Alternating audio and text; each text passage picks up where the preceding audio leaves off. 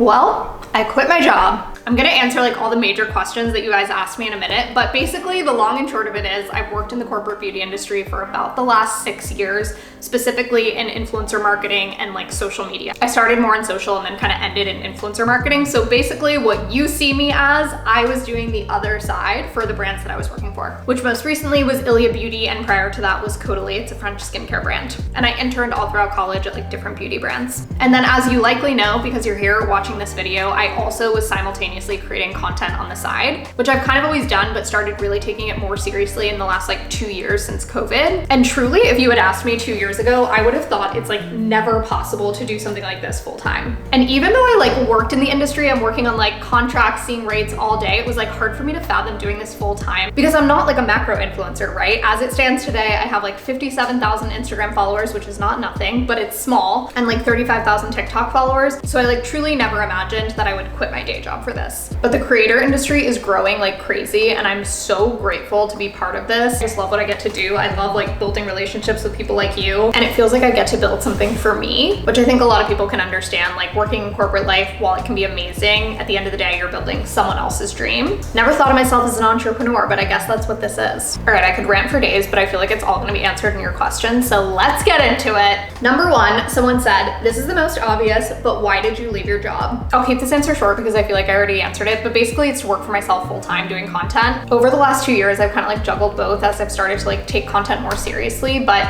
it kind of became unsustainable to do both. And I loved my job. I loved my brand. I love the people I work with, the community I got to build, the events I got to work on, the places I got to go. I am so grateful for that experience, and I would not be who I am and where I am today without it. I kind of said this, but like I truly never thought I would be in the financial state where I could do this full time. We'll get into the financial questions, but basically what I started making from my like side hustle had become so much larger than what I was making at my job. And if you know me, I'm extremely cautious and wanted to make sure that this was like a consistent thing for a certain amount of time, that this wasn't going anywhere and I wasn't like quitting on a whim. So like I said, it was never gonna be the right time, but it was kind of just a decision I had to make for myself. Okay, so what was your job and for how long were you doing it along with content creation? This is sort of in the same vein. My actual title was Director of Influencer and Partnerships. Prior to that, I was a senior manager. When I started at Ilia, I was a manager level. That's just kind of like the promotion scales. And I was there for 3.5 years. I was at Caudalie for 2 years. Next question, what happened with Ilia? Congrats on your next chapter. Truly, I cannot say enough good things about Ilia and all of the people there. At other brands I've been at, when I literally had like 10,000 followers, it was written into my contract that I couldn't do like any influencer partnerships. But Ilia was so completely different. Their CEO, their founder, the entire team was amazing and so supportive of me doing this. Of course, within the parameters that I was still doing my job, but honestly, they were beyond amazing. They even like put a clause in my contract that I could do partnerships, and they would be like supportive. Like when they saw my Real commercial, they would like congratulate me. And it was really important to me to leave things on a good note. So I actually gave them 2 months notice. I helped them transition as much as I could. I suggested people that I thought would be good for the role. And I have a really wonderful friendship relationship with my manager there. She was my first boss out of college. So truly I couldn't have asked for a better experience, and really feels like I left on a good note. Okay, next. Knowing what you know now, what career or life advice would you give your younger self? This is like personal advice to me, but I probably would have started posting earlier online and honestly like leaning into who I am as a creator, which for me was probably talking about my disability more. But it's also one of those things, like the journey has led me to where I am now. So I guess it sounds cheesy, but I probably wouldn't change anything. This person really wants the tea.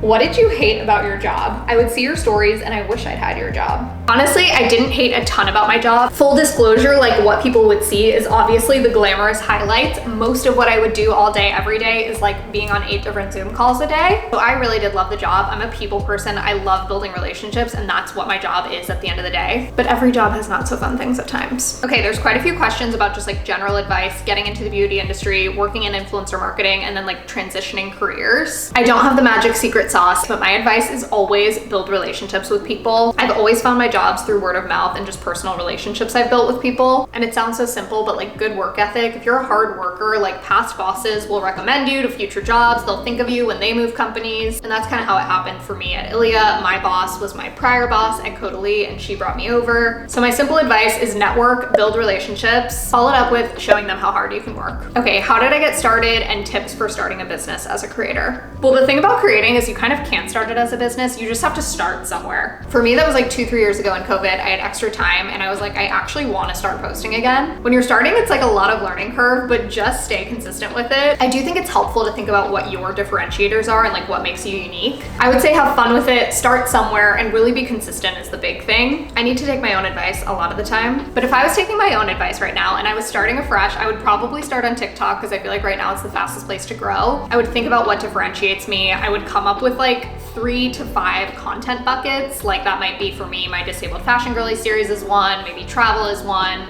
you know, speaking to the camera, giving career tips is another one, and something else. And then, you know, people really say you should post like 3 to 4 times a day on TikTok, which is mind blowing. If you have the time, do it. I have not even gotten there yet, so I'm not taking my own advice. And then doing that for like a month or 2 months, 3 months, and kind of looking at your analytics, seeing what like content buckets or what themes people were resonating with and leaning into that. If I was starting from scratch now and wanting to make like being a creator my career, that's where I would start. All right, now let's get to the money. Where did you need to get financially or mentally to decide it's time? But to be fully transparent, and hopefully if you've gotten to this point in the video, you are interested. It is May 2023, which is almost halfway through the year, and I am on track to make like almost 5 times what my salary was when I left, which is insane. I also have like a handful of long-term brand contracts that will carry through the next like 6 months to a year, which also helped give me like some peace in the consistency of all this. And I would say for the last like year and a half, I've made a consistent monthly income from content that's been anywhere from like 2 to 5 times my salary. So I think it was just seeing that that could stay consistent to give me the peace. And some people still think it's crazy that I'm leaving my full-time job, and other people think like, oh wow, as soon as you're making more than your salary, like you should have left. So for me, there was no exact point, but it definitely financially makes sense. There's truly no industry like the creator industry. An easy question, are you going to stay based in Nashville?